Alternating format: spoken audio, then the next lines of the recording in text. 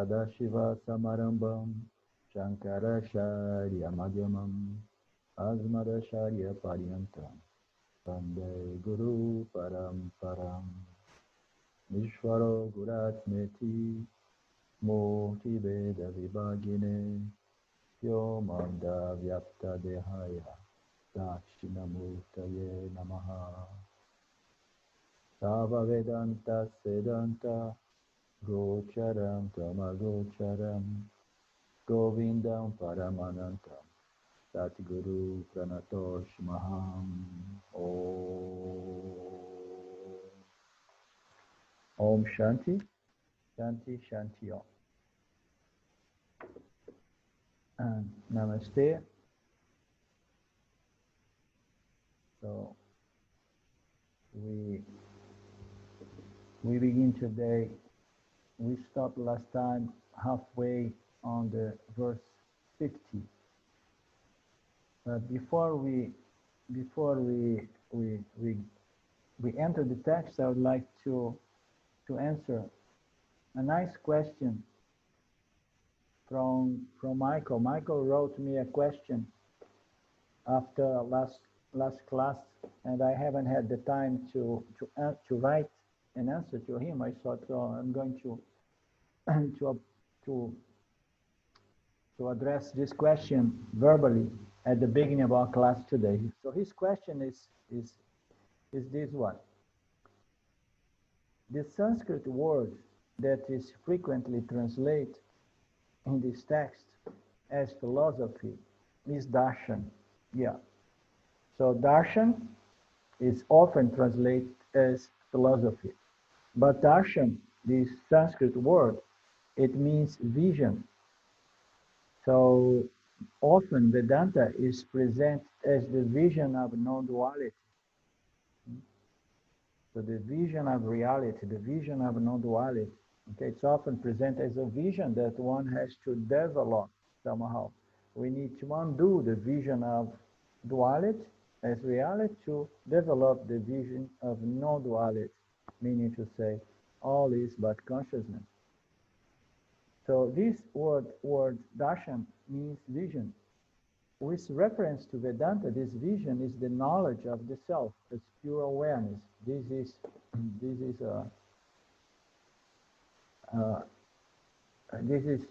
how you say? I forgot the word. It's a piece of the book. With reference to Vedanta, a passage. With reference to Vedanta, this vision is the knowledge of the self as pure awareness. For those who have this vision, it is absolute. For those who have the vision, it is absolute. What does that mean? So with reference to Vedanta, this vision is nothing but the understanding, the knowledge, or self-knowledge, as consciousness, as the only reality. For those who have the vision, this vision is absolute. For those who have somehow understood, developed this understanding, and held it firmly, and all is available. So for those who have this hard and fast knowledge / vision, this vision is true. It's absolute. For those who do not have this vision, it may be seen as a fiction. It may be seen as a lie, or as a utopia, or wishful thinking, or a philosophy, or anything. You understand? But for those who really have this direct knowledge, meaning to say this vision of reality as non-duality, this vision is absolutely truthful. Okay? It's a reality, and it's self-evident. It is self-shining. This knowledge, this vision, can be supported by logic, but it cannot be deduced by logic. So what does that mean? So this vision of non-duality, this vision of reality, so cannot really be deduced by knowledge. Why? Because the this reality called consciousness, existence, is not an object of knowledge. You understand? I got the message that connection is unstable. It seems. So who is Ruth here? Ruth, you having problems, Ruth? Okay. It's better. We can't hear you so good, Arlindo. Your sound is poor. Okay. It's very, yeah, it's very... It's like the microphone is not picking up. Oh, it's the microphone, you believe? Let me try. Try without... Is it better? More better, more better. Wow, amazing. Yeah, yeah, it was. But also yesterday in At the time as well, huh? It was not so good. Now it's perfect. Thank you. Okay. I'm glad to know it's not the internet signal. For those who have this vision, it is absolute. This vision, this self-knowledge cannot be deduced by logic, meaning to say that this knowledge is not an object of deduction. The mind, the intellect cannot objectively deduce that this is the knowledge, this is self-knowledge, this is the self, this is awareness, this is consciousness, because consciousness is not an object of deduction, of deduction, of howsoever we say that, deducing. Okay, so we cannot, but logic is going to support this vision. It's going to bring about this vision and it's going to support and hold this vision. How does knowledge do that? Knowledge, the scriptural knowledge cannot bring about the self as an object of knowledge, but it can bring about this vision of the self as the self, supporting it, building up, bringing about this vision with a lot of logic that serves the purpose of neutralizing or removing all these wrong notions about the reality as duality.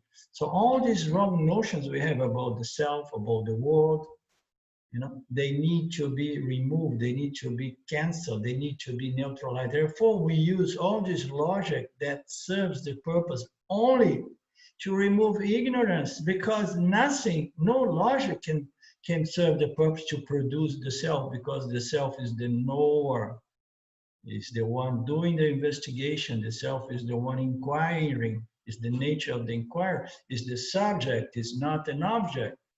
So the logic of Vedanta, it only serves the purpose to help to bring about this vision of non-duality by supporting it by the means of, it's an indirect means of removing ignorant notions about the nature of reality. You understand? So that's what it means, that it cannot be deduced by logic, for it's not an object, but it can be supported by logic.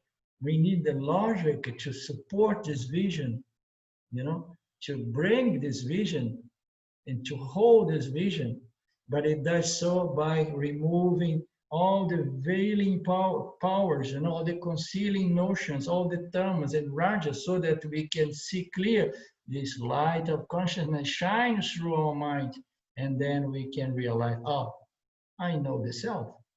I am the self. I don't know the self. I am the self. I am Brahman. That's what it means. It cannot be deduced by logic, for it is not an object of perception or knowledge or inference. And then Michael says, so when I asked my question, I should have said, because actually Michael asked this question at the very last moment of our last class, but I answered very shortly, and he was re-elaborating his questions again in this email.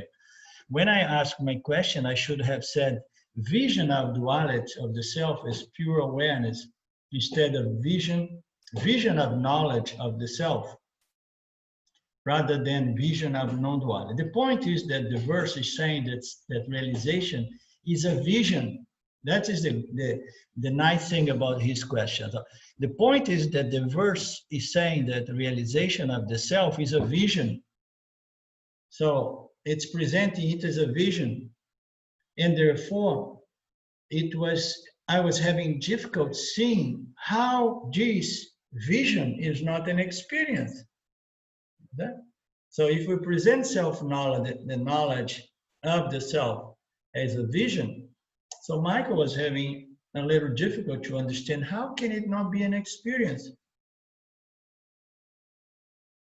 And then he has a further comment and say, and does it change one's moment to moment experiencing of the world?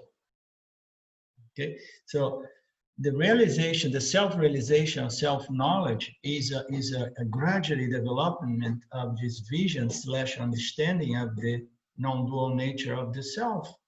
And that has to come together with I am the self. It's not about, oh, I'm understanding the non-dual nature of Brahman.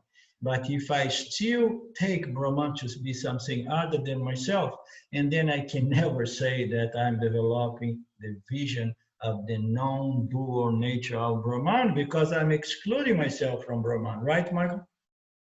So this vision has to be developed, okay? A vision of the non-dual nature of Brahman, and it has to be followed with me claiming myself to be included in Brahman as well, because it would be the ultimate ignorance or the ultimate arrogance to say, okay, everything is Brahman, but I am beyond Brahman, I'm the great Jiva, you know, and I remain separate and the limit and so on. I mean, it would be a bit stupid, yeah?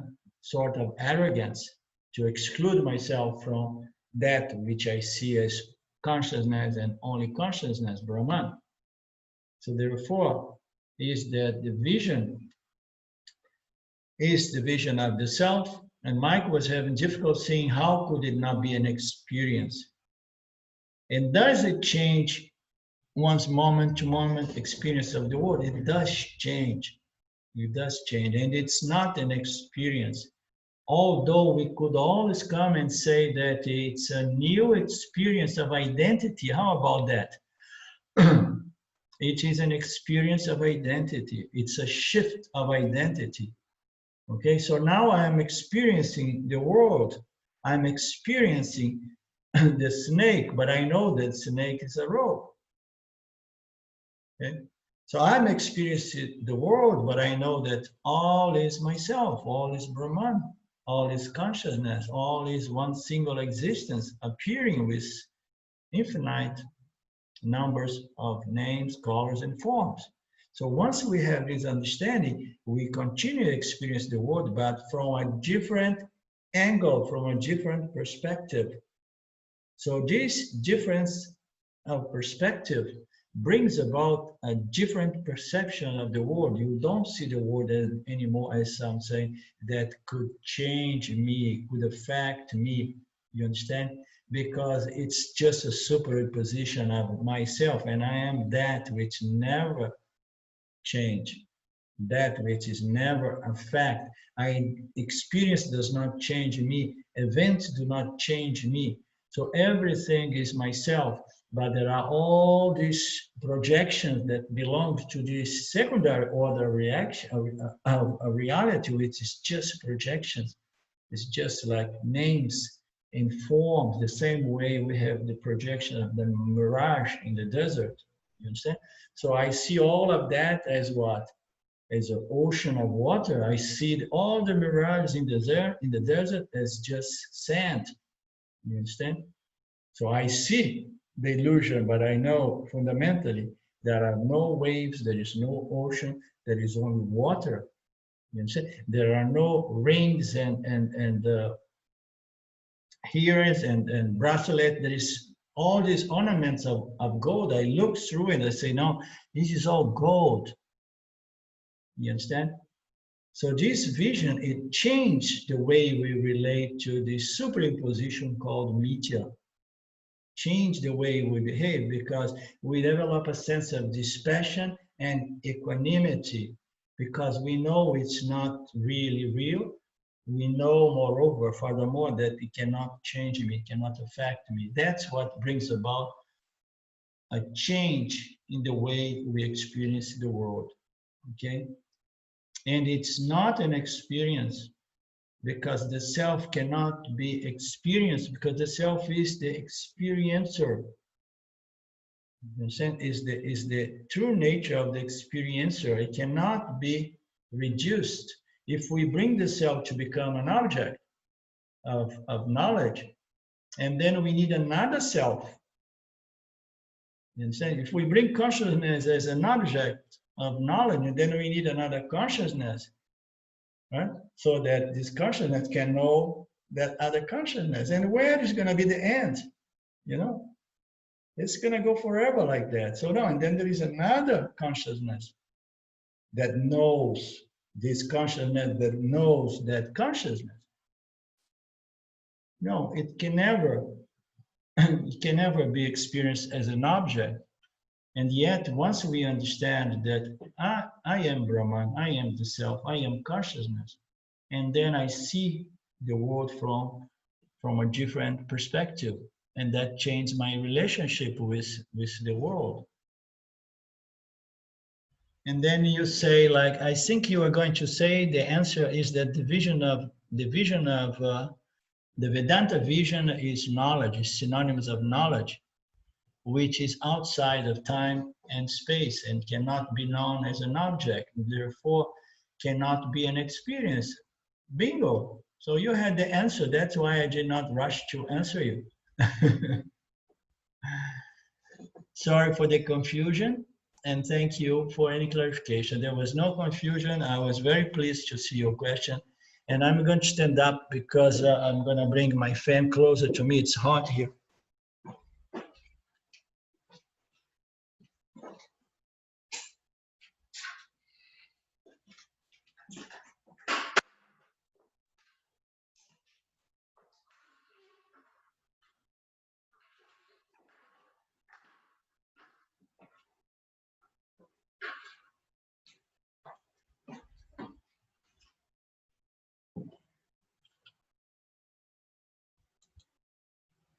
Anything else, Michael?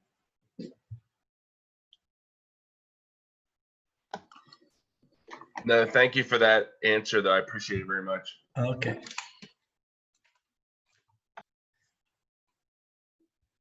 So the verse 50, the organs of perception and the mind make up the manomaya kosha.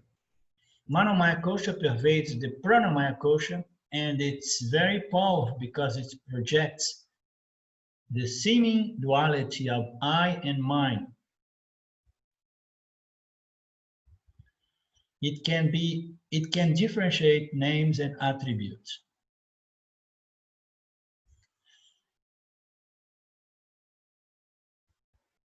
So the organs of perceptions and the mind make up the manomaya kosha. Manomaya kosha is what we commonly call the mind. The mind is nothing but a thought, the I thought, the I am thought. So the I thought is the mind, and we need this I thought in order to capture all the other thought objects that appear, that emerge and show up from the field. We are in contact with the field of objects during our waking state, and the objects come and they appear as a thought of the object. And we need the original I thought. So the mind is an I thought associated with the objects that appear, and it has a very important function, which is to integrate the perception, the organs of perception, because it operates through the organs of perception. The organs of perception belong to the subtle body. So through the organs of perception, we receive the stimulus from the field, and then we integrate these stimuli in one single experience. So the first function of the mind is integration, coordination of these 5 sense stimulus coming from the field. And then once we reduce it to one single experience, the mind, what it does? It doubts. The second function, the mind is to question, is to doubt. It is a doubter, the mind, you know. because it feels. Another aspect of the mind, it feels the thought. It has a feeling for the thought object. It feels, and then it doubts, and then it submits this contact with an object to the intellect. And the intellect, being another aspect of the subtle body, is going to decide, okay, make a decision, basically. Yeah? So we have the intellect determining, discriminating, decide, choosing, our free will, and we have the mind as the doubting function, the integrating function, and the feeler, that which feels, the emotional aspect of our subtle body. So all of that, not the not the intellect, the mind. The mind itself connects to the organs of perception, makes up the manomaya kosha. Manomaya kosha is mind. Yeah? This mental emotional center connect to the sense organ that doubts everything. It's subtler than the pranamaya kosha. So it pervades the manomaya kosha. Manomaya kosha is denser, is air. Mind is subtler than air. Okay? Mind is made of thought. The manomaya kosha is made out of prana, vital air. So it pervades and it concedes, it brings about this intelligence to this vital air. Okay? It is very powerful because it projects the seeming duality of I and mind, and it can differentiate names and attributes. So it differentiates the names and attributes of the object, and it brings about this seeming duality of I and mind, which would be more, I would see it more clearly in respect to the mind, brings about this sense of subject object, I, the jiva, and the other objects appearing to me. When we talk about I and mind, we are more referring to the vijnanamaya kosha, which is the ego. In this text, Shankaracharya joins the intellect with the ego. I don't know if you remember, I have mentioned that a few times. So the ego is presented as just an extension of the intellect. The intellect, the intellect brings about this sense of I and mind because it is integrated with the ego as far as this text is concerned. And the intellect, in this case, can differentiate names and attributes. So we looked into a few of these paragraphs and we stopped. To the extent that the self is susceptible of description, the terms existence, awareness, and limitless are usually applied to it. There is no distinction between existence and awareness. Okay, this is not relevant to what I was saying. We begin from the next paragraph. Our thoughts divide objects into those we think we are and those we think we are not. We think we are the body and certain other select thoughts. And these objects we separate from the rest of our perceptions, which we call the world. Basically, the mind, this thought, I am, this thought, I am. Our thoughts divide objects into two categories, two classes. Yeah? We think we are, and those we think we are not. So I know, I see this cup, and I say I'm not the cup. It's I and the cup. Subject, the subject here is just a thought, is an object in truth.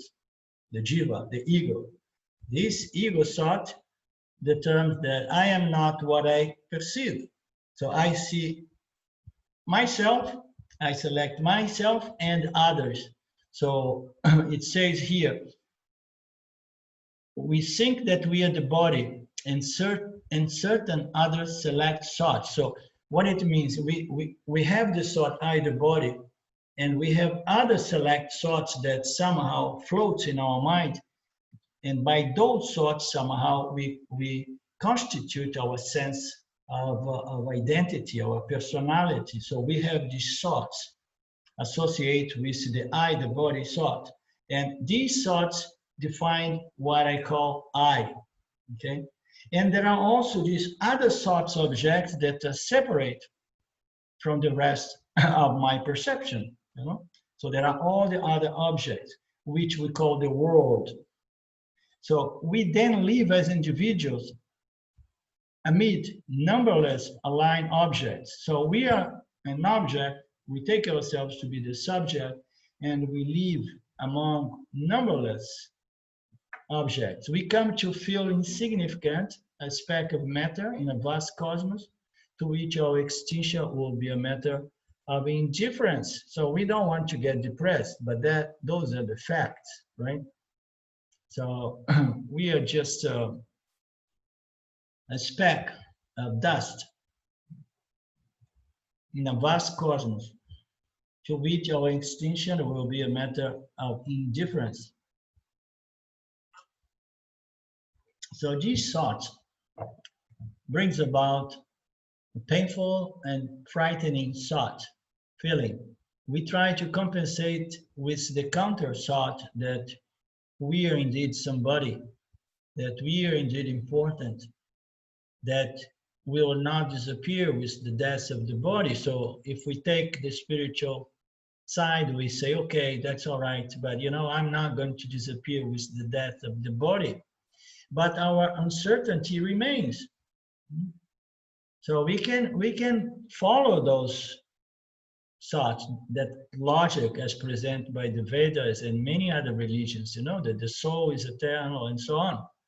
But it remains a certain doubt unless this doubt is eliminated by a profound inquiry, by following the teachings of Vedanta, of course. So long as we try to establish ourselves in thoughts, we are standing on shifting ground. This is very interesting, because we can try to resolve, to somehow to remove this sense of insecurity, of fear, yeah? Of being a small little thing in this infinite universe, you know, subject to enormous amount of vulnerability. Anything can happen, and my existence is just a thought, it's just over. So we try to resolve this sense of insecurity by affirming certain thoughts, you know.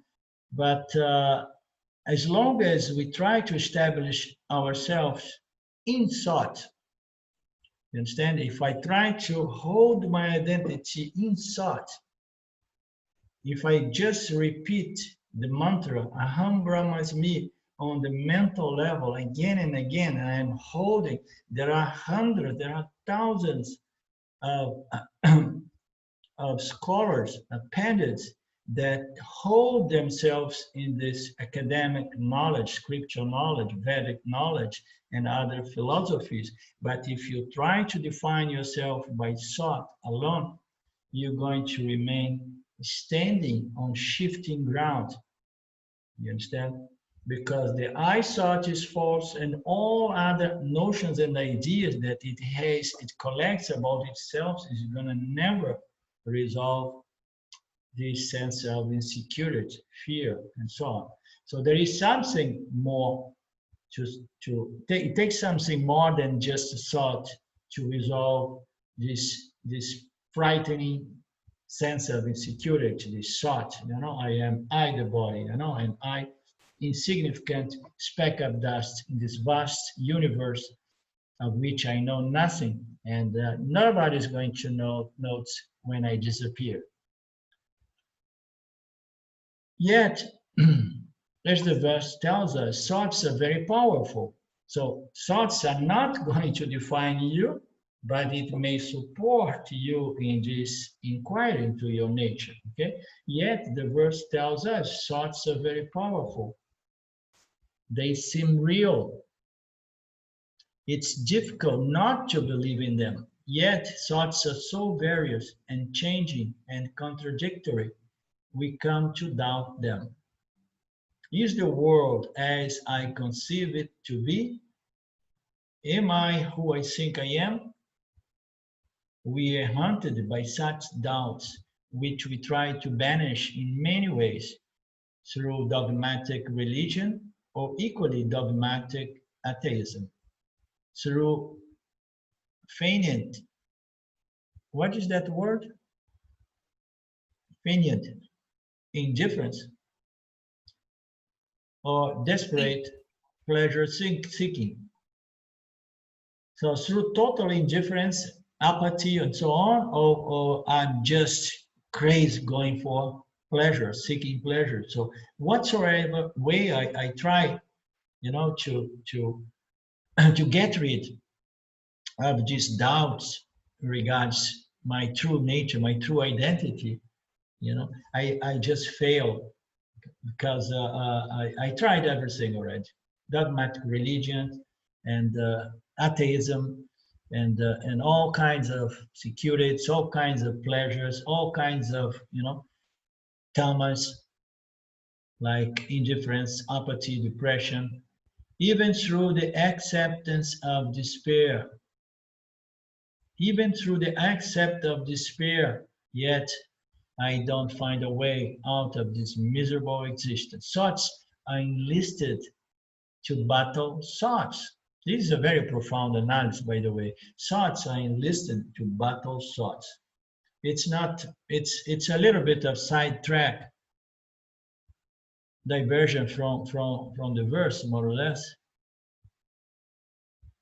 But it's a nice. Thoughts are enlisted to battle thoughts. Many of us suffer what is called an identity crisis. However, or whatever we think we are is constantly changing, as it must when we identify with what? With that which changes. Thoughts are in constant change and modification. Thoughts are objects, and the objects are that which is all the time changing from moment to moment. So a new thought. Some come from my vasana, some come from the field, some come from my vasana, and sometimes there is a little gap between a thought and another thought, and then I feel peaceful, I feel calm, I feel cool, and then another thought, another desire, another fear, another expectation, and then again and again I keep changing my thoughts keep changing, and my sense of identity keeps changing because I have identified myself with thoughts. That's the bottom line here. The thoughts are constantly changing. I feel I'm changing, and I feel unstable, insecure, and not knowing what is going on, what I am. This is the crisis of identity that usually brings us to Vedanta, by the way.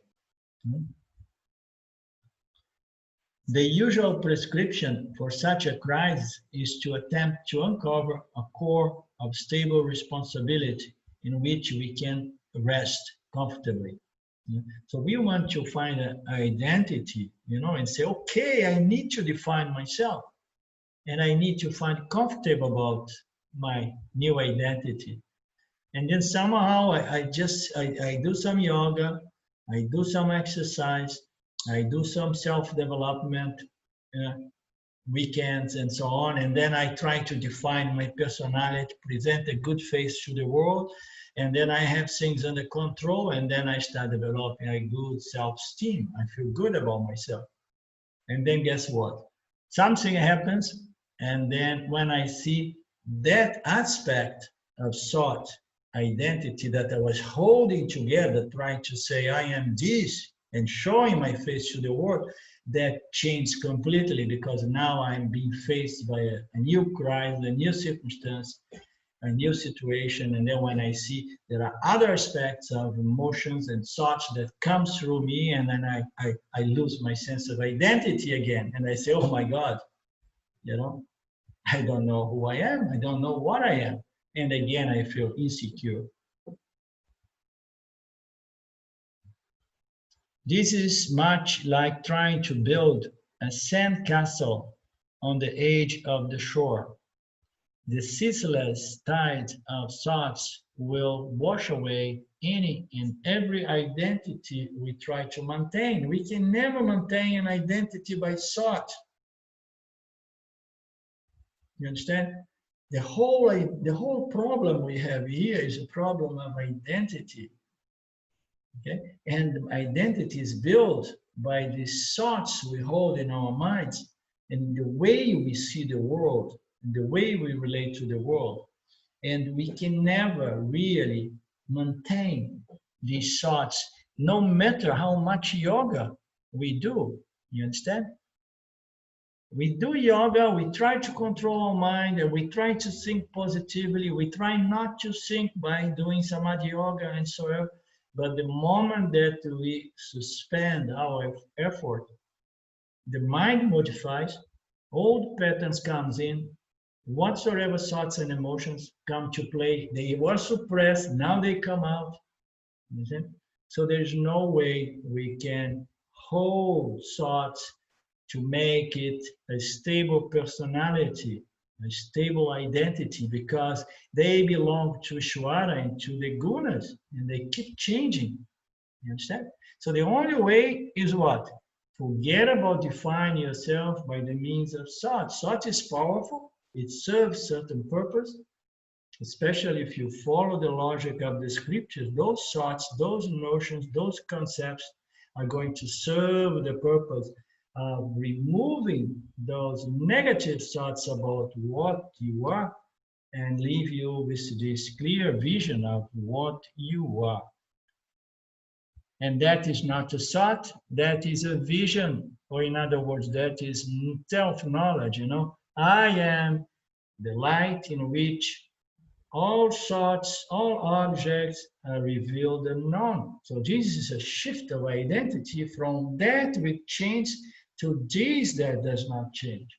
That's the only way, you understand?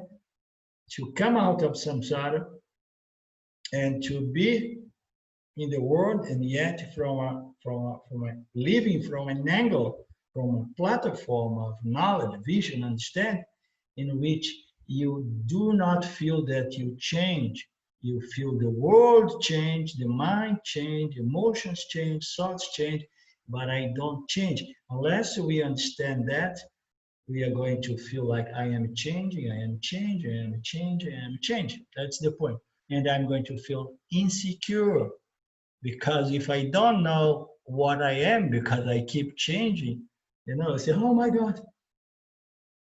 Huh?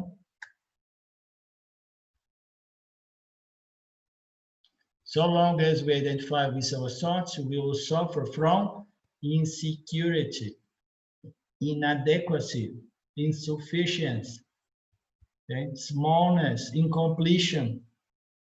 So all those negative feelings are going to be with us, you know, because I have defined myself as that which is in constant change, that which can never be perfect. And what is perfection after all? There is no perfection in Mitya. There is no perfection in Mitya. It's the realm of dualities, you know, good and bad, right and wrong, dharma and adharma, good feelings, bad feelings, good thoughts, bad thoughts, you know. So in this world of changing phenomenon, the pair of opposites are all the time hand in hand, you know. So the only way is this shift of vision, this shift of identity, which allows this new vision of Mitya. Lifetimes can be lost in a futile quest for self-identification through thought personality. A lot of people try to solve the problem by manipulating thought, improving, betterment of personality, all this effort. And here it says that lifetimes can be lost, wasted. It's not really wasted because it gradually brings about the understanding that even all possible self-improvement, self-personal development still fails. So we go from trying to solve this human condition by the means of acquiring everything that represents security, money, power, prestige, and assets, and so on. And then we have access to all kinds of entertainment, pleasures, distractions, and having fun and traveling and doing everything.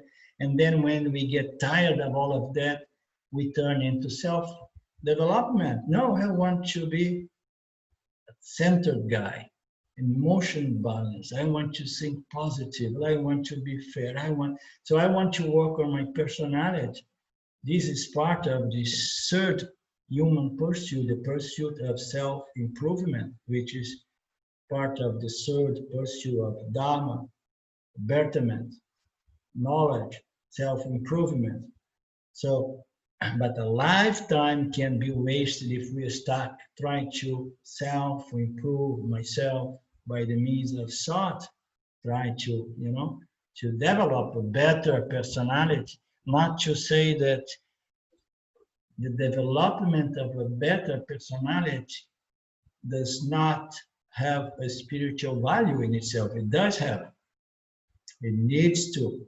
The personality has to be relatively healthy so that we can enter into Vedanta. So a little bit of cleanup is good work. But if we get stuck cleaning up, working on the psychology, working on, on my self-image and so on, so we are stuck. And we'll never come out until we come. So why? Because we all want to know, the truth is that we all want to know who, or even better said, what we are. And until we know who or what we are, we'll never find rest. We'll never find peace. We only relax when we know that we are none of these things that are changing from a moment to a moment, for another moment. These things that cannot be frozen or made static. Okay? So we want to know who we really are. This text began with the clear definition of who we are. It says that you are limitless joy and security. That's how it begins, the Vivekachudamani. You are limitless joy and limitless security. So what it means, what you are does not require changing, achieving, gaining, accomplishing, okay? Because you are of the nature of what? Limitless security and joy, pleasure, ananta, and so on, satisfaction, peace. So the Vivekachudamani begins with that kind of statement. It's now proceeding to remove one by one the misconceptions about who we are. So that's what I was saying in regards to the question of Michael. These thoughts, all this this work that we do through the knowledge of this body of knowledge called Vedanta, it serves the purpose of removing one by one all this ignorance, these misidentifications with these five koshas, with the states, with everything.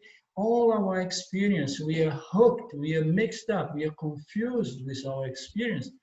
And Vedanta is going to proceed removing one by one these misidentifications, these misconceptions in regards to what we are.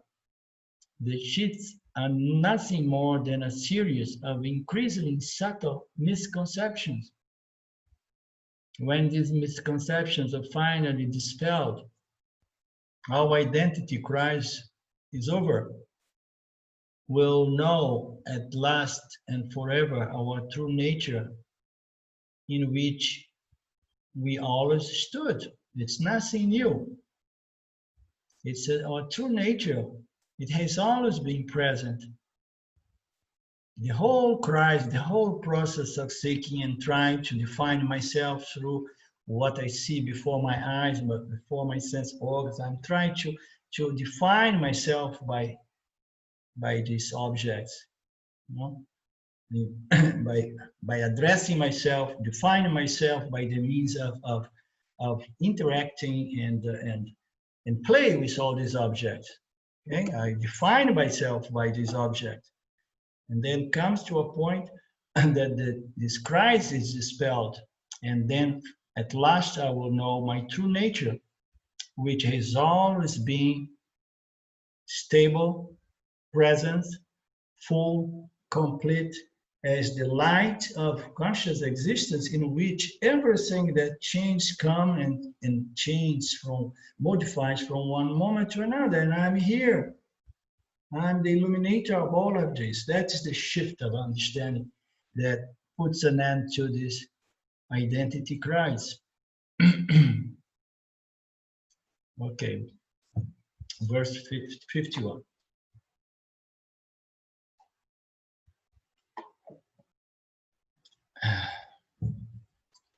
The manomaya kosha is not the self, because it changes, begins and ends, is by nature sorrowful, and is an object of perception. Awareness never appears as a known object. So we're still on the mind. The manomaya kosha is not the self. We have understood that for different reasons. And the most significant, the most clear is what? Because the mind changes all the time. Not only that, the mind is not always present. We know that when we go to deep sleep, the mind disappears, right? We know that when the body, the subtle body, departs from the physical body, so the mind as a means to transact in the field, in the Dharma field, is no longer present, because it needs the instrument of interaction in order to keep doing its karmic work. So the mind, it changes. Therefore, it cannot be the self. It begins and it ends. It is by nature sorrowful, and it is an object of perception. So we have no doubt that we know our thoughts, we know our emotions, because we can tell, oh, I feel so and so. I say, oh, my mind is crazy. My thoughts are really, they are running out of control. So I know that I have an objective view of my emotions, of my thoughts, So we know that. And it also says that it is by nature sorrowful. So why does it say that the mind is sorrowful? Because the mind is always trying to gain something or push something away. You understand? So the affliction of the mind is that the mind serves the purpose of say, okay, this is an object of desire, this is an object of fear. Just imagine all the time doing this play of stretching to grab or escaping to avoid. There is all this sorrowful, painful, psychological condition. Therefore, it says by nature is sorrowful. And it's not that it succeeds in getting what it wants. Because if it was very skillful, to the extent that I always get what I want, and say it's okay, it's a good function, it's a good play. I have the field, there is a variety of all kinds of objects, and I want what I want, I like what I like, and I go and I get it. No? But no, most of the things that I like and I want, I cannot go there and grab and get it, because there are certain laws operating the field. Unless I'm very wise and I say oh, I only want what God gives me. I only want what I have. If we say, if I only want what gives me, and I trust God, and then I have a wise mind. I don't have a sorrowful mind. I have a very wise mind, a mind that was educated by the Vedas and understands Karma Yoga, understands God, and then it can just navigate with this spirit of devotion. Yeah? But otherwise, it's sorrowful because it's all the time trying to succeed and attracting what it wants and rejecting, and it often fails. Okay, it's not easy. It's not easy to get away with succeeding with this game of, you know. And the mind is an object of perception, therefore it cannot be the self. So the self is never sorrowful because the self, as the scripture say, and as this Vivekachudamani begins with the statement, the self is of the nature of joy. The mind is of the nature of sorrow. So we make the distinctions between manomaya, kosha, and the self, so that we can again and again, from different angles, we can discriminate and determine, I am not the mind, I'm not my emotions, I'm not this doubting function that drives me crazy sometimes. You know, some people, they have a difficult time to decide even what t-shirt to wear. Yeah? So like, oh, it is, no, it is, and go out to buy a pair of shoes with your beloved one, if she's a female. Oh, what do you think of this one? What do you think of that one? And this one, but this is, you know, there are some people that have this doubting function, you know, so developed that cannot even come to a simple decision. You know, I buy this one, I buy that one. This is good. It doesn't matter. Both are good. Okay.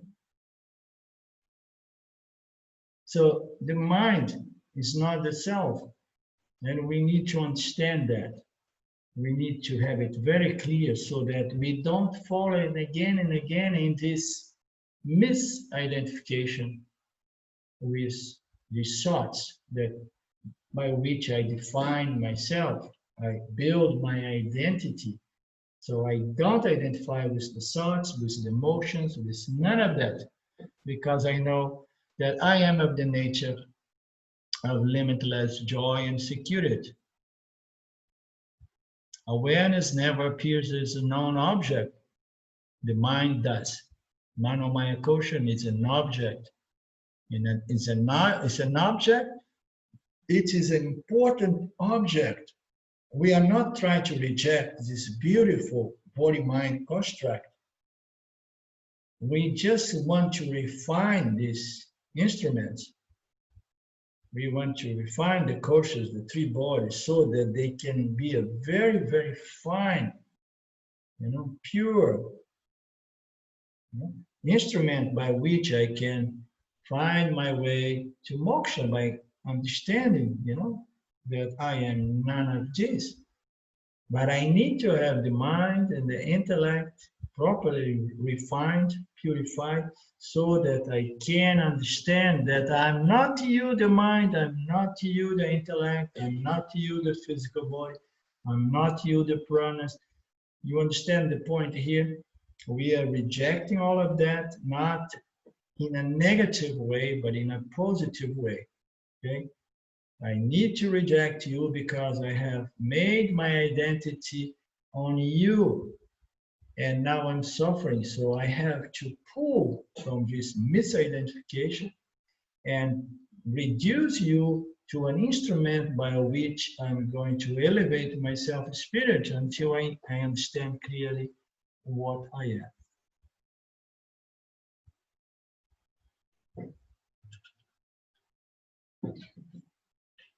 Not only do we tend to misidentify with our thoughts, we are also given to the illusion that we can control our thoughts. This is a good one for anybody. I mean, we don't have Mark here. Mark is a good yogi. But for those of us that like to do mind control, by discipline, by concentration, by holding one thought, one pointedness, and so on. Not only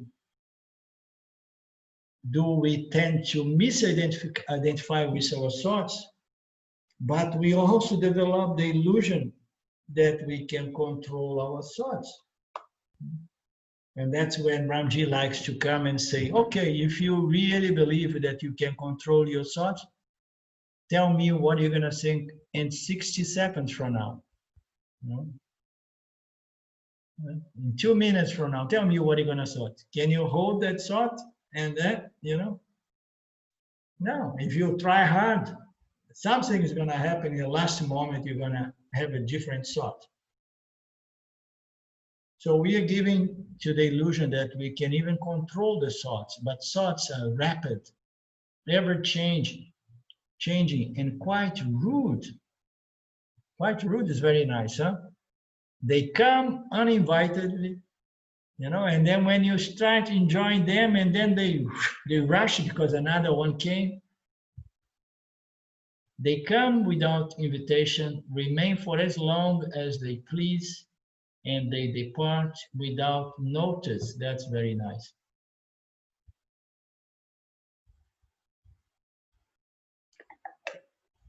The changeless self cannot possibly be made of thoughts, which are the wild creatures of a moment.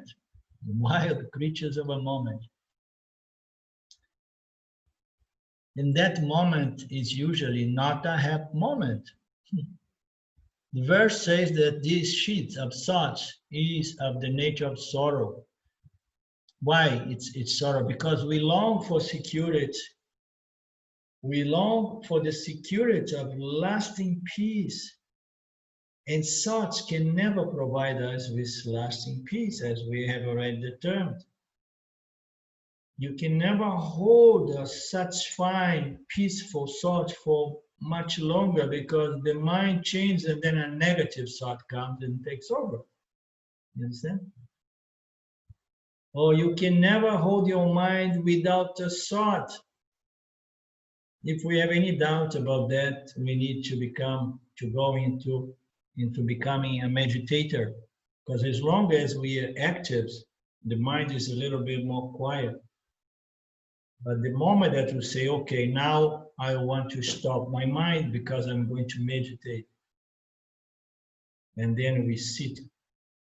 And then the mind feels that, oh my God, this is really uptight here. I cannot move around. I cannot do things. I cannot interact with the field. What this idiot is doing here, he sits and is not giving me the field to act, to move with my thoughts, my transaction. And now I have to be here. And then the mind starts rebelling and start just boom, boom, boom, thinking about anything, So we cannot find lasting peace by controlling the mind. The mind is going to feel sorrowful. We long for security. We long for this lasting peace. Thoughts subject us to the insecurity of change.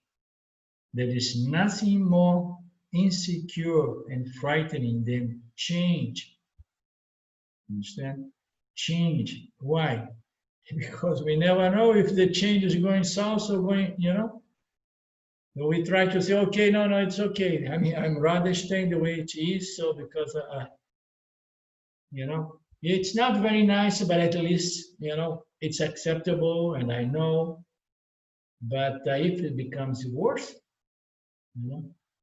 So the mind is frightened by the nature of change. The changeless self cannot possibly be made of thoughts which are the wild creatures of the moment, and that moment is usually not a happy one. The verse says that this sheet of thoughts is of the nature of sorrow. We long for the security of lasting peace. Thoughts subject us to the insecurity of constant change. We only know joy when thoughts cease, as they do in deep sleep. Huh? You understand why everybody appreciates so much deep sleep? Thoughts stop. We lose our sense of identity, which is not very nice, and it's not a very good one. You understand? Because we feel like I am my thoughts, I am my body, and and I feel like, oh, I don't know what I am, who I am, and I don't have any sense of stability here. I have no control about what's going to happen to me in the next moment, and so on. So I go to deep sleep. I mean, when I come to my bedroom, I see it's getting dark. I say, oh my God, it's coming close to the moment. I go there. I went to have lunch yesterday with Sylvia in her father's place because her mother is ill. I think I mentioned maybe to some of you. And there was myself, my wife Sylvia, and then her father and her uncle. Her uncle is 82, and he's not in good shape either.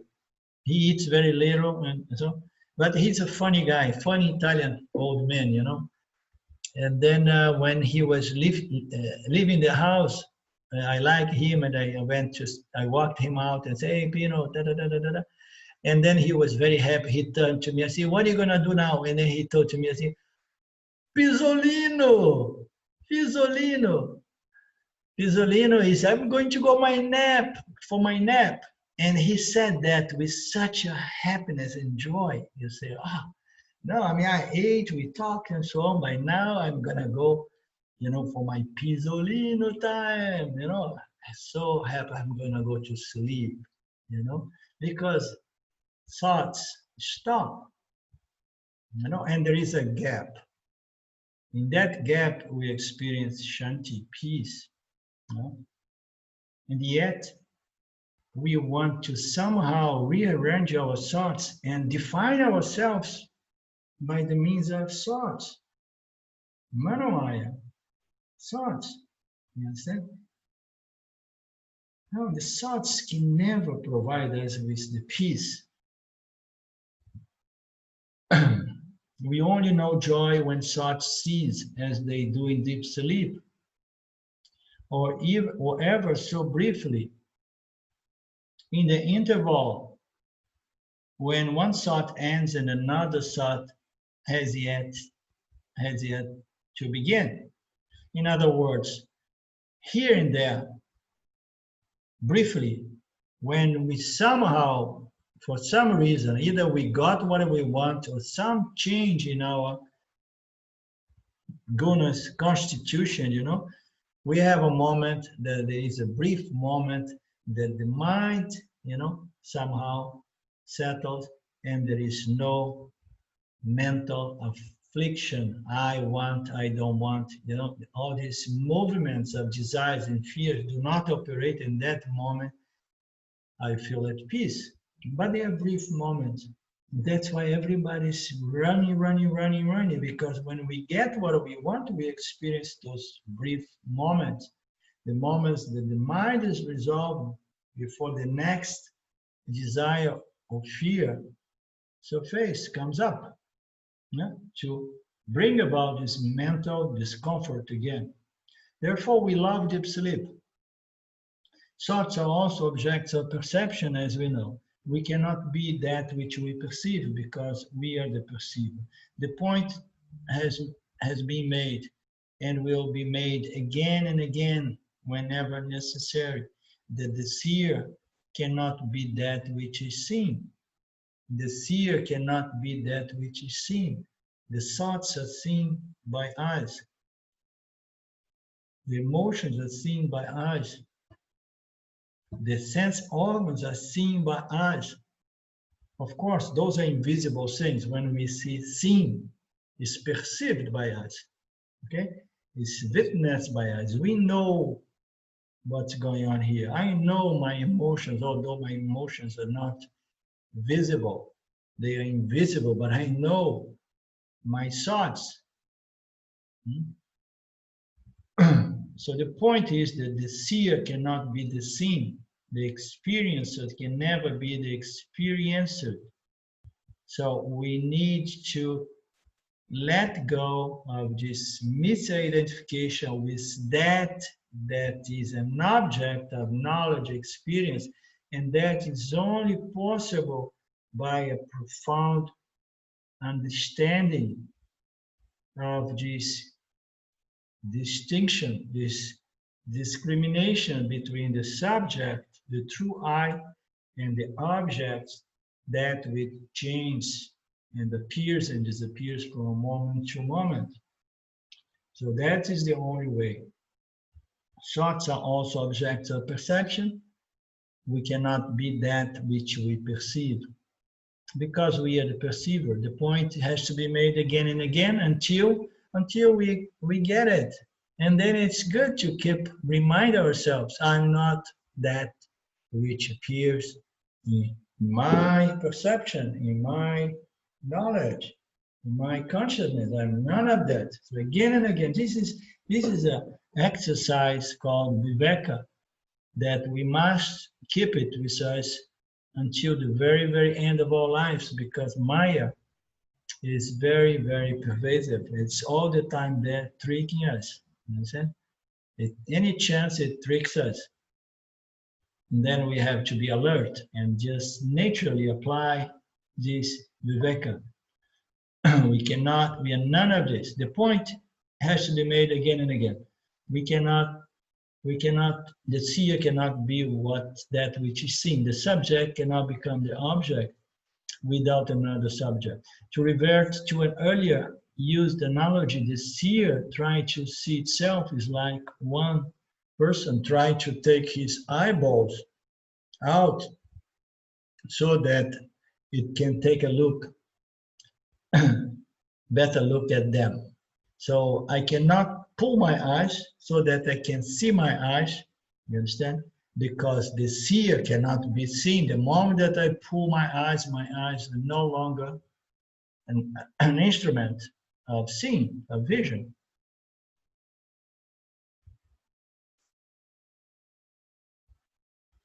Thoughts then, which are perceived, cannot be the self, which is the perceiver.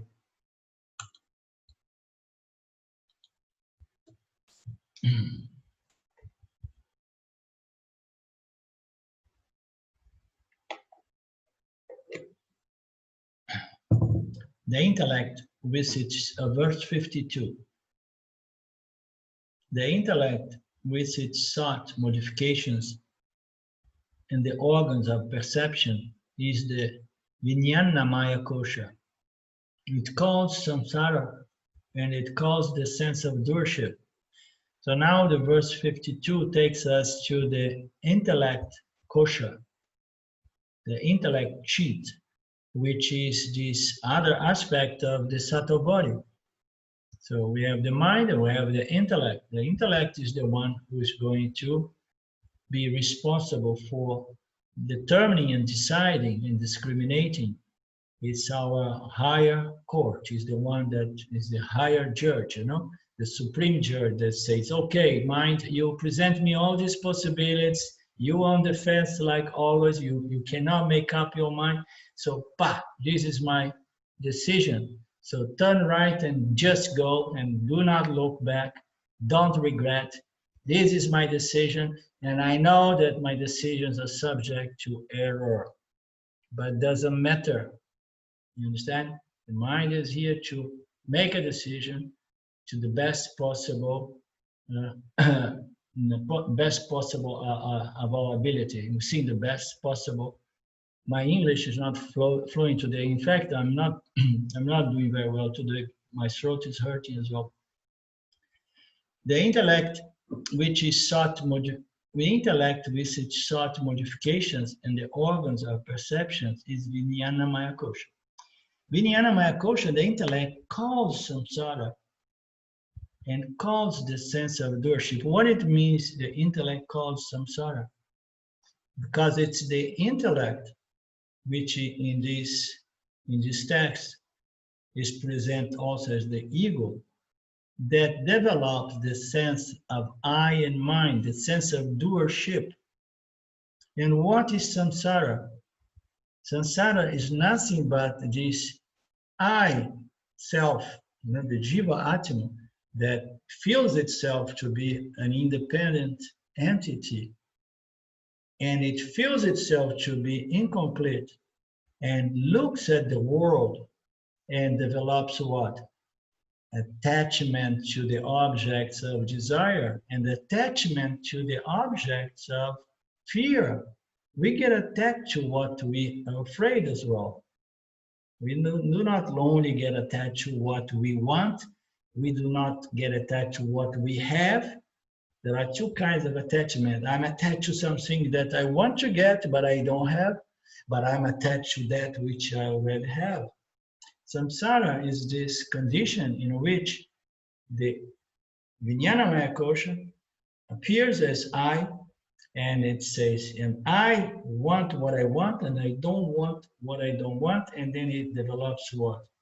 Expectation, attachment, you know, and then dependence, and then frustration, and then irritation, and then anger, and then competition, you know, and jealous, all this negative kind of emotion that all come from this sense of I and mine, I and I need, I and I want. This is samsara. Samsara is a psychological human condition.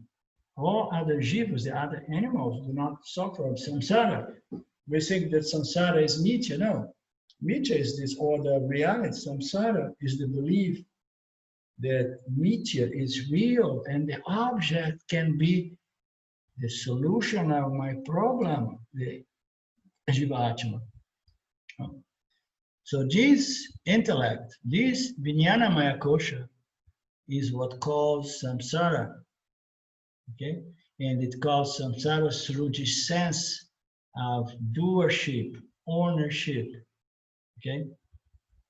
So it's said, I am the authorship, I am the doer, I'm the thinker, you know, I'm the enjoyer. So all this I, this is the ego, this is the vijnanamaya kosha that suffers from this phenomenon called samsara.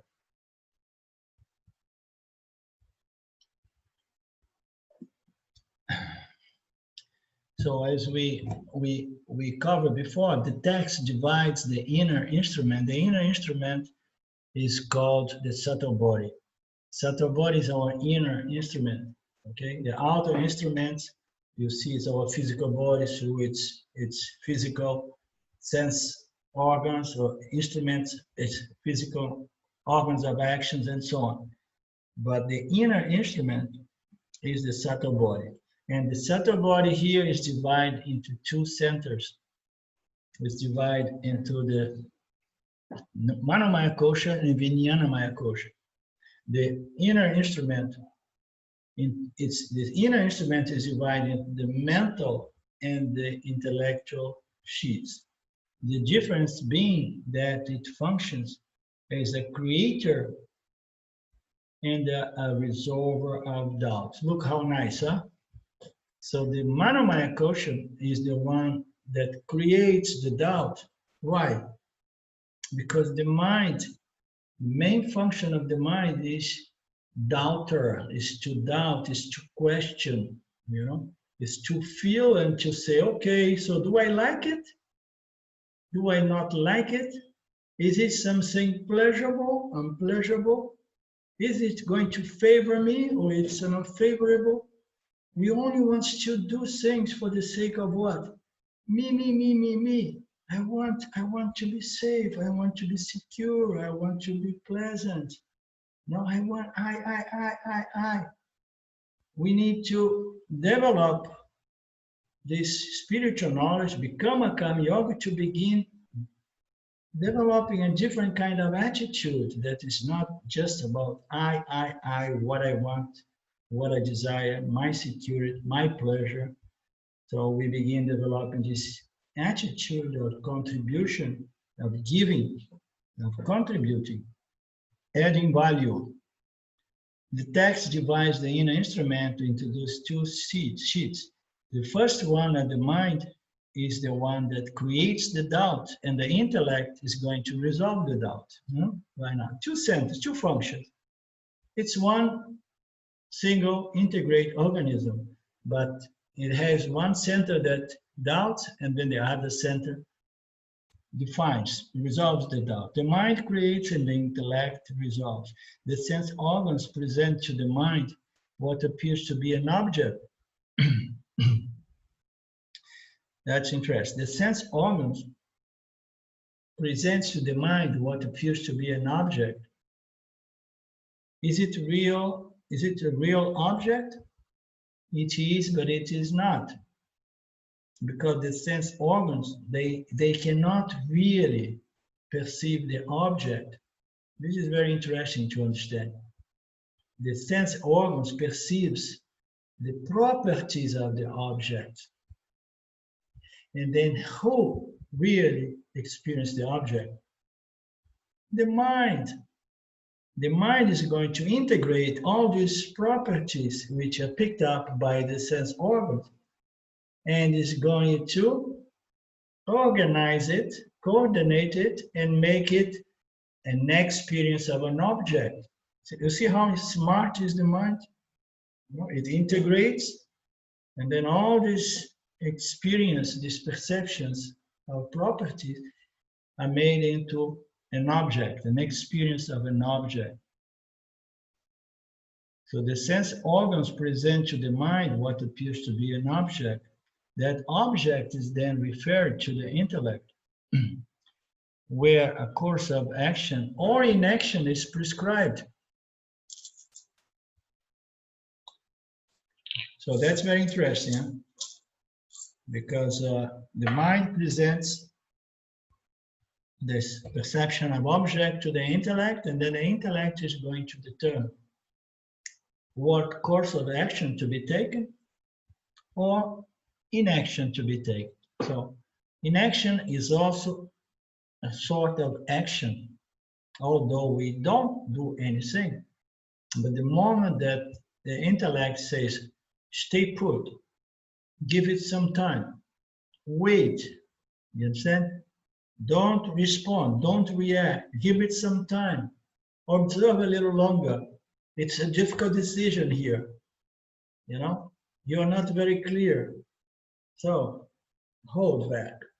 This is an action. This is a response. A response to stay put and wait, okay? Which is different from just procrastination. It's different from just sitting back, oh, I don't want to think about that. Understand?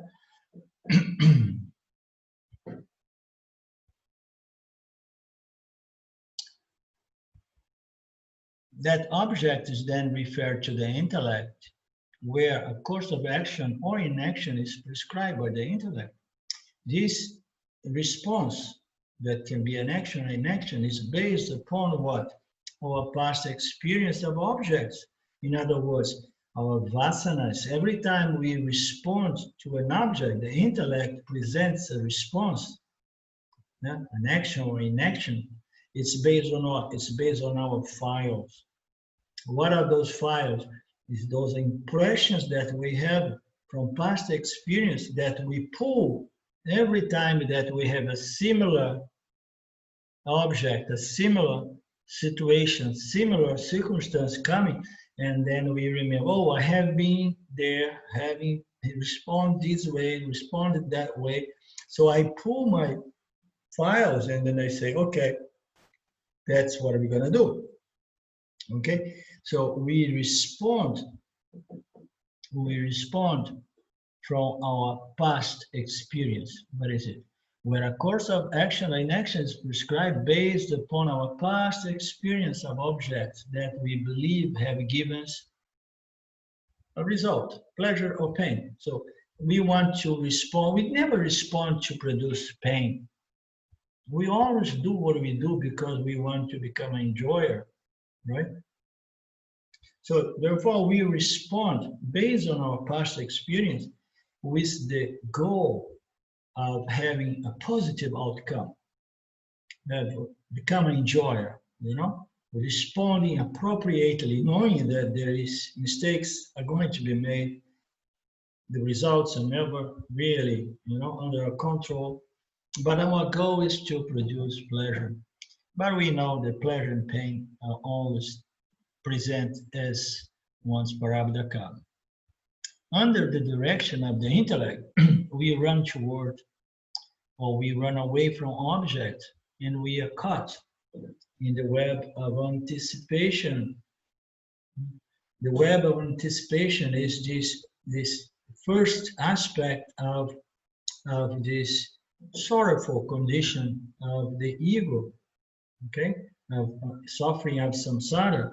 It has all the time this expectation and anticipation, you know, even before it responds, it's already like anticipating and expecting, and then it goes and does respond to the field, and then it gets through all those sorts of human emotions based on attachment and expectations and anticipations and desires and fears and all kinds of outcomes. The intellect identifies itself as the doer. So if that was not enough, so we own all of that transaction, we own all those emotions, all those results, and we say, oh, it's my karma, my actions, my thoughts, my I, and I'm caught up with this cycle, karmic cycle, because I have owned that. I have claimed this to be my karma, my action, and my thoughts. The intellect identifies itself as the doer. It directs the organ of action, so it's going to command the organs of actions to respond. The intellect then is the generator of karma, as the verse said. The intellect is the generator of karma. It is the one that creates samsara, causes samsara. So long as its dictates are followed, we will remain in the tree of samsara, eating both the sweet and the bitter fruits of our action. So no doubt about that. So the ego, the intellect, is the generator of karma. And as long as this intellect dictates our life, so we'll remain in the tree of samsara. So as long as the intellect dictates our actions, so is there other way we can live without having the intellect, the ego, dictating our life, dictating our actions? Is there any other way? Because it seems that there is no other way. Because the intellect identifies itself as the doer, as the one that thinks the thoughts, the one that brings about the actions, and then somehow it produces the actions and owns the actions and is going to claim its results. And as long as this ego intellect dictates are followed, we remain tied, bound to the tree of samsara. The question here is there any other way of living our life rather than dictated by the ego intellect? And Claudio?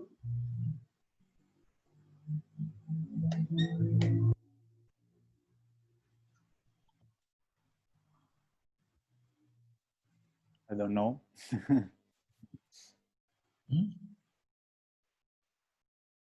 Or anybody else?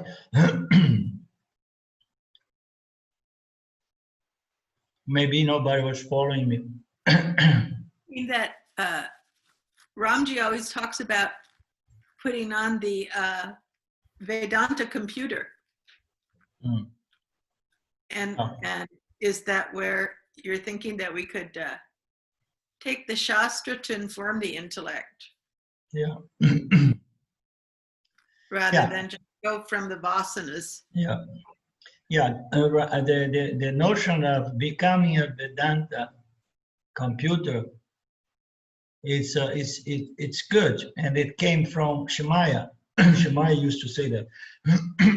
I'm a Vedanta computer. And there is something to that, but we need to remember that although we seem to be biological computers programmed by vasanas, that's what we are. But if we see ourselves as a mere computer programmed by vasanas. So we are not bringing to that equation our free will. You understand? So I don't totally present this idea of being a computer, Vedanta computer or Vedanta program, because we are just not a programmer, we are the programmer. We are the one programming. Why? Because we have our free will. So the other way, the alternative way of living our life, rather than being dictated by the ego and its vasanas, its desires and fears, and all its demands, is to begin living a life governed by this spiritual knowledge as presented by the Vedas, Dharma. I start reprogramming myself because I make a proper exercise of my free will. You understand? We don't become a computer program unless we exercise this free will. And this exercise is tremendous, because to become a computer, a Vedanta computer, you need to really work so much against this universal ignorance that compels us to be driven by this ignorance. You understand? Desires and fears, ego, I and mine, and I want what I want. So we need to swim against this current, of ignorance, and it requires a huge free will. And what is this free will? Is I want to elevate myself spiritual, I want to grow, and therefore I'm going to fight this ignorance. Therefore, to become a computer, a Vedanta computer, requires proper exercise of our free will. So the other way to live a life which is conducive to spiritual growth and moksha, rather than dictated by the ego and its desires and fears, is by bringing my mind in harmony, or align my thoughts, align my mind, purify my intellect, by exposing it to the knowledge, the scripture knowledge of the Upanishads and Karma Yoga and Gita and so on. As this spiritual training, this spiritual education is the alternative from living a life dictated by ignorance, dictated by avidya, dictated by the ego. The ego is what causes ignorance, is samsara, causes karma, and we get caught up. That was the point I want to make here. Thank you, Lynn. So we stop this verse 52. We begin next week from the verse 53. And if anybody has anything to say, ask or complain, so this is the moment now.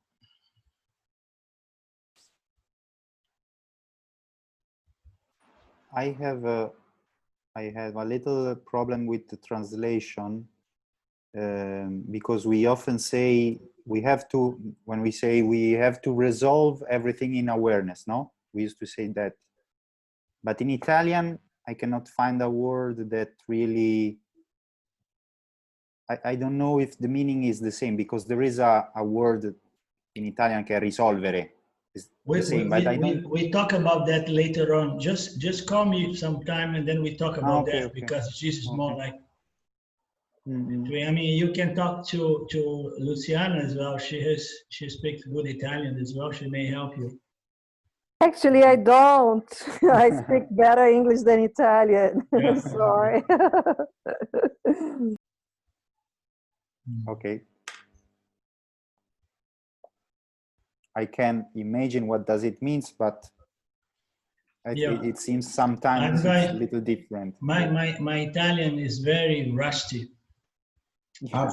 After my 14 years in the USA and then several years in Brazil, I'm gonna ask help to Sylvia about that as well, and then I get back to you. I think that's a good question, because we always talk about it resolving, and I take that to mean settled in its proper context, in its proper field, like putting it to rest, in it situated in its proper place. Is that kind of what you think of it? as, Orlando? Yeah, this resolve is a word that that we use. I think James should take maybe the credit from this word. And I think I have heard it from Paramarthananda as well. But in the yoga world, they use much this experiential word called merging. You understand? So you want to merge the ego, the small I into the big I, you know, the Jivatma and Paramatma. So we prefer to say you want to resolve. Resolve means to say understanding that the Jivatma, it is in truth Paramatma, you know, in its fundamental essential nature. So you are resolving something. You are resolving. The simple way to understand it. How can we resolve the wave into the ocean? You see? So we can resolve by merging the wave into the ocean, but you know, the wave was never not the ocean. You understand? So we resolve the wave into the ocean, and we resolve the ocean into water by the means of what? Understanding its substantial essential nature. So we resolve things by reducing it to its substantial essential nature. That's the point.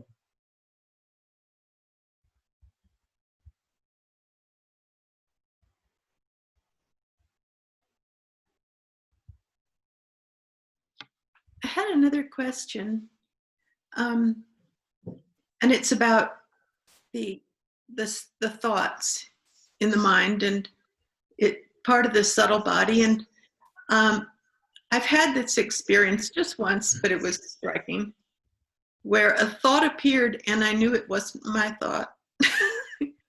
It had a certain knowledge behind it and understanding behind it. It was about people in different places I've never been. It was just like it was my thought, but it was not my thought.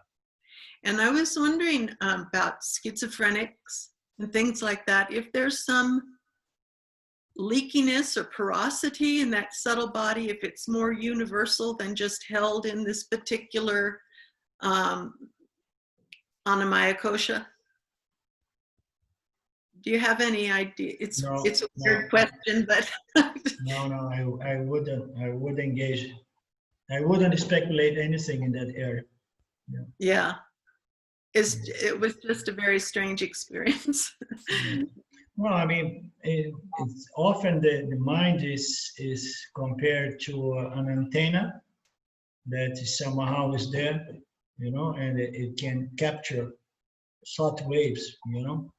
So usually the thought waves that somehow are captured in our minds are the ones that we have been associating most of the time, but you never know. Sometimes the thought comes from different kind of environment, you know. Yeah, all these people who think they're channeling people or whatnot, you know, those thoughts, where do they come from? I mean, they're strange. Yeah, there is a lot of esoteric things there. Yeah. And I never would, you know, I'm totally uninterested in all that. But this one experience made me question just how pervasive beyond the particular. Yeah, I mean, there are two ways to look at that. I'm not trying not to go there because it's all speculation. But we can say that all thoughts somehow they come from our causal body, you know, from our vasanas. For the causal body, it has a warehouse of thoughts, and they have a certain connection with us. Some of these thoughts are not very familiar to us because they have been somehow sealed or suppressed, you know, or stored for some reason. You know, I had one time a tsunami of thoughts that invaded me with incredible experience that later on I understood that was associated to past experience. You understand? So we have our subtle body. There is a lot in there that is beyond our conscious mind. And sometimes some of these thoughts surface. A lot of people experience what is commonly known nowadays as panic or anxiety attack and things like that. When a lot of thoughts that have been suppressed from this life or previous life, as if the unconscious mind or the causal body is full of thoughts that somehow were suppressed for so long, you know, things that was pushed down, and then they start, you know, surfacing, and that can be scary, and that can feel a little bit like, oh, this is very foreigner, you know. So we may have stuff from previous lives, we may have stuff suppressed from this life, and we may be picking up things from other creatures, other beings, or other, you know, from this realm or other realm, who knows? So the most important thing is to work with our conscious mind, not really dig into it to understand every kind of material we have in our conscious mind, but just, you know, educating it, training it to understand and thinking and reasoning in the lines of the spiritual knowledge revealed by Shwari, you know. So we use our conscious mind for this work, you know, training it to think and to reason and to live from these thoughts, from this logic, from this, you know, alignment with the scriptural knowledge.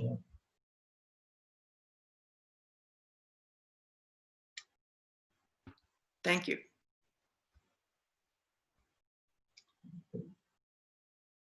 Om Purnamada Purnamidam Purnamudachyate Purnasya Purnamadaya Purnamevavashishate. Om Shanti Shanti Shanti. Thank you, Lord. Thank you, everyone. And we meet again soon again. Good night. Arrivederci. Sayonara. Goodbye. Thank you. Ciao. Bye. Thank you. Ciao, ciao.